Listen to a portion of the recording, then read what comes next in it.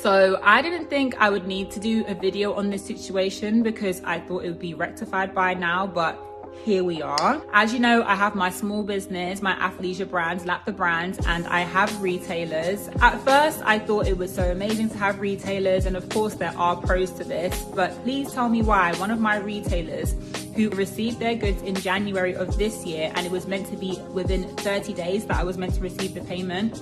We're in August now, and I have not received that money. We would chase them bi-weekly. It took maybe 4 months to even get a response telling me that they were cash challenged. What does that even mean? Running a small business is the definition of being cash challenged. I would not have expected a huge retailer like this, who I won't name for legal purposes, to put a small business in such a situation. This has had a grave knock-on effect on the rest of my business, as I had planned very carefully based on receiving these payments from my wholesalers, and now I'm missing nearly $30,000. And to be honest with you, I don't really know how to overcome it, but I will somehow, some way. So I'm just making this video to let people know that this is an obstacle that you might face as a small business. I'm not quite sure how to get past this, and I'm just starting to look into legal advice, etc. myself. So any advice, holla. But other than that, yeah, just another bump in the road of running. Hi you guys, so I wanted to touch on some stories in this video that are out here surrounding the fashion industry. I noticed that these three models, or one formal model, had some conversations, some buzz going. So I just wanted to touch on their stories. So Leomie Anderson, who is a fashion model, and she also owns a active wear brand called Lap, L-A-P-P. And she, of course, as you can hear in the video, is saying that she, I guess she had a contract with a larger retailer and she did not receive payment. She said this happened back in January and we're in August going into September. So yeah, I can understand her frustrations, and she definitely should take legal action if there is any that she can take. The other thing, like a lot of people in her comments were saying that she should put them on blast. She's saying, because for legal reasons, she won't say their name. But she's saying that she's trying to help other smaller companies, but how are people going to know who this is if she doesn't say who it is, right? And this is just my feeling. I feel like it's probably already happening to other people. If she's saying that it's happening to her, then other small businesses and other brands that are in this department store are probably going through the same thing, right? I know a lot of the stores took a big hit during COVID, right? And so I would imagine they might really have some financial issues. So you probably should be careful wanting to place your items in these stores. It's probably best to just try to sell them online, right? Let me know what you guys think about that in the comments. The next story that I wanted to move into was Tyra Banks, who is a retired fashion model. And I believe she's the host now of Dancing with the Stars. So one of the former models from America's Next, America's Most Wanted, America's Next Model, Next Top Model, is saying that she is still sort of traumatized from the language that was used around her weight by Janice Dickinson and Tyra Banks. She was saying that Tyra did not stop people from saying certain things to the girls about their weight. And so I started thinking, Tyra didn't start that though. Like, she was only repeating what the people in the fashion industry probably would say to her and to other models. I think only in recent years have they really had to sort of crack down on people shaming people over their size and making them body conscious to the point of them starving themselves and having all these eating disorders. That's only within the last few years. So she didn't start that. She was only probably carrying out what she thought the people in the fashion industry would say. And then Janice Dickinson was speaking for herself as well, because she was like a generation or more before a Tyra Banks. And so if they're saying things about weight, that's because that's what the language that was used in the fashion industry. But I do get what the young lady is saying. I mean, the model is saying, as far as Tyra not speaking up for them and saying, look, you know, no, don't talk to them like that, especially since it was her show. Do you guys think that Tyra should issue some type of apology for maybe some of the language they were using around weight and other things on that show? I mean, she said some cringy things about race as well, right? So we don't even really want to go there, but I think people have already called her out about that as well. Let me know what you guys think. Do you think they should issue an apology just for the language that they were using back then, or do you think it was just fair because that's what was going on in the fashion industry at that time? Let me know in the comments. I'm gonna let you guys listen to this last story, and then I'll come back. I'd like to take a minute to discuss the harsh reality that Black content creators face. I recently lost out on a 5-figure brand deal for posting this picture with this caption. Nowhere in the contract were there any stipulations given around what kind of content I could post, except for the branded content, which would be approved by the company. As for my personal content, nothing was said. After posting that picture and posting that caption, I received a phone call from my agent saying that the company thought it was inappropriate. And I just want to take a second to unpack that. When I read that caption, I read a playful articulation of the love I have for my man. It's been generally agreed upon by the Black community for decades that the N-word isn't derogatory, it's a term of endearment. And that brings us to the photo. Yet again, when I look at this picture, I see playfulness. I see a Black girl living her best life, having fun. There's nothing inappropriate about it to me, especially not in the world we live in today. For centuries, Black women's bodies have been scrutinized, they've been picked apart, they've been deemed unworthy, they've been deemed inappropriate, and this is yet again an extension of that rhetoric. It's the hypersexualization of the Black female body which has led to this very conversation. The only way someone else could deem this as inappropriate is if they projected their sexual desires onto me, or if they projected their underlying judgments onto me, which is what we call prejudice. Now, typically I would brush that off and say that's a you problem, but it becomes a me problem because it threatens my livelihood, just the same way these systems of oppression have threatened the livelihood of Black women for centuries.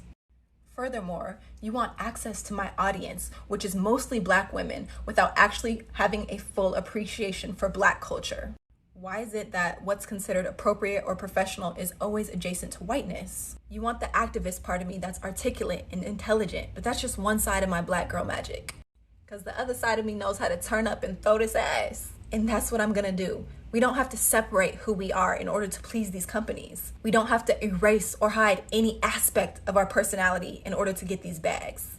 If you can't handle me at my back that ass up, you don't deserve me at my I have a dream. So yeah, even though, you know, I do like Ebony, I think she's a very pretty girl. I'm sure I've posted her on my community tab and other social media platforms before.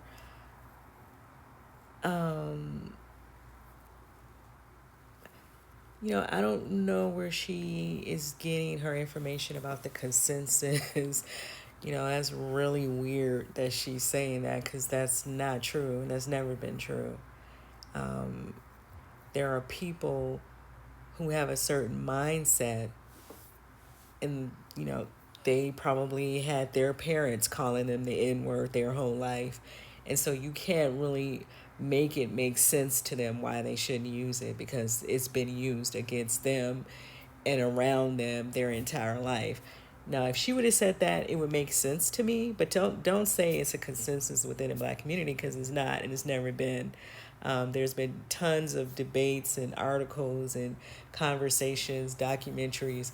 All of this information is out here. People have to do their research before they try to put untrue information out here.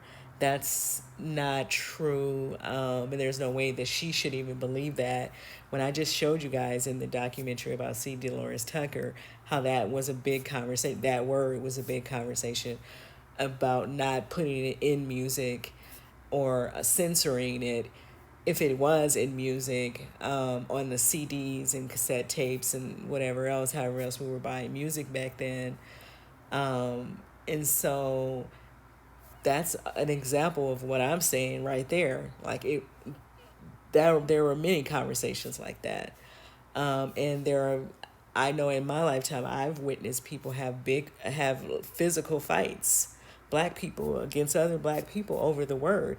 And so there is no consensus, it never was. That's something that you build in your own mind. Like I said, maybe you come from a family where people just throw the word around. And did not want to change their mindset and the way they think. And so I think that's honest when you say it that way. But you can't say that all black people agree with that or see that word the way you see it, because that's not true, and it never was, ever.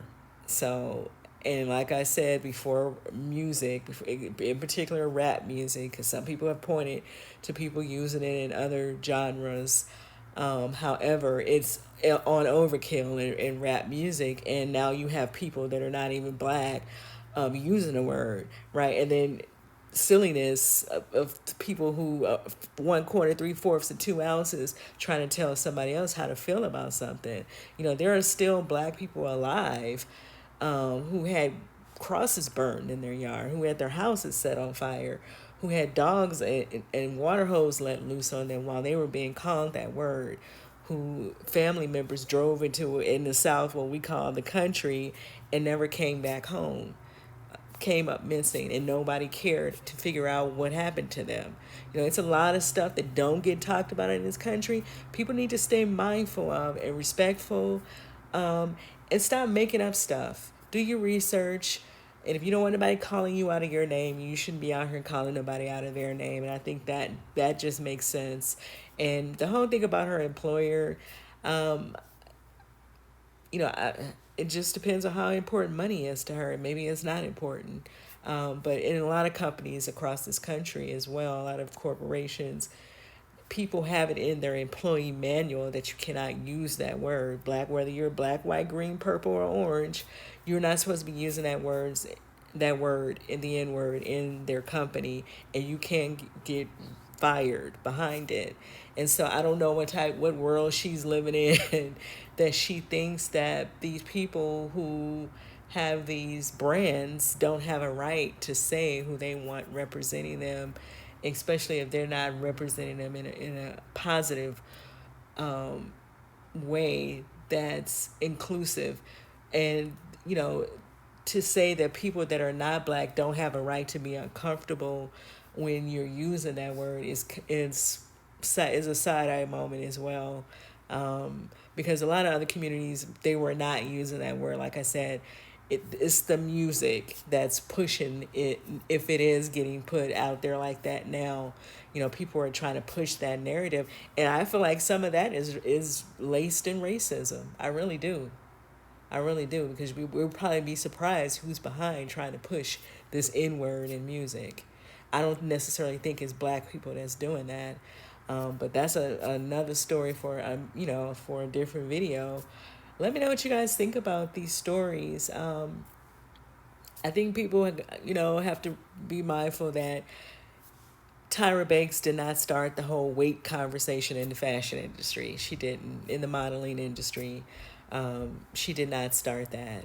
And so let me know what you guys think about that. Let me know what you guys think about what Leomie was saying as well about the department store that is not paid her because they're having financial difficulties. Do you guys agree with people online who are saying that she should out the company? And how do you feel about this story, like with Ebony and the brand dropping her because she has this picture, and she still has a picture on her page. So in her mind, she thinks that she's making a point.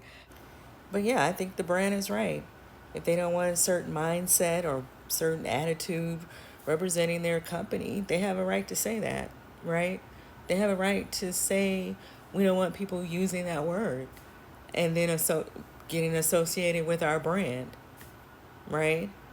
And it doesn't make a difference what skin color you're in, because these days we don't know who's black and who's not. Everybody's black. Everybody can just run out and say they're black and, don't really even come from the history of where this quote unquote nickname started anyway. You know, they really don't have no business using it either. Just like Tammy was saying, Tammy Roman was saying, there's a lot of folks that don't even have no business using the word. Y'all just don't even have no business using it. And that's unfortunate that there's no way, we don't have, we're never going to see certain people again. We're never going to see the C. Dolores Tuckers of the world again, right? The Martin Luther Kings and Malcolm X, the Stokeleys and all these people. We're never going to see these people again. And so we don't have people to really fight that good fight, or to even stand up and say, this is getting out of hand. Just like I was saying about the drill music. That's really sad. It makes me sick to my stomach to see all these little boys coming up dead. And they're little boys to me. I'd already lived their age, okay? And for me to see them coming up dead, like Quando Rondo, his two little friends came up and he was shot at as well. And nobody's doing anything about it. Nobody says anything about it. And it's the black kids. It's the black ones that's dying in hip hop. And yeah, I'm going to keep saying that because that's what it is. And so it's kind of telling. And it's unfortunate that we're getting our minds so caught up in so much negativity. Like anybody, now we got to be out here having debates over the N-word. If it was a word that was only supposed to mean something within our community, then common sense says it should have stayed within our community. It should not have been put out here for all these other folk to use it. Y'all can go out and do whatever y'all want to do. When you decide to step into somebody else's culture, step into somebody else's community, then you need to go over there and be respectful to what they were doing. Because those people were not saying the N-word. And if they were, then they're racist. If they were saying it. Because that's usually how that went. Okay? And when they're saying it, they're usually saying it when they're upset at black folk too. And we can point to a plethora of moments that are all over social media right now. So, yeah, I think that's not a good fight. That's not a good fight. You're not fighting to get into some Ivy League university. You're fighting for anything by trying to uphold you using the N-word in some non-black person's probably multi-million-dollar brand, right? Why would they lose money? Because some black people find the word disrespectful. And obviously, they're not going to want to shop with that brand if they see the word, just like other people from other communities. And so, yeah, you need to look into that more. Whoever believes whatever nonsense that y'all trying to run with that. And no, you don't take the power of that word, the meaning and the history. Because like I was saying in that other video, the Ahmaud Arbery guy, they were calling him the N-word. The guy who shot up the top grocery store wrote the N-word on the gun when he went in the store to shoot those people. So that word still holds power in those people's mind. Okay, and these people are still going on generations after generations because that little boy was 20 years old and shot that grocery store up. Let me know what y'all think, and I'll see you in the next video.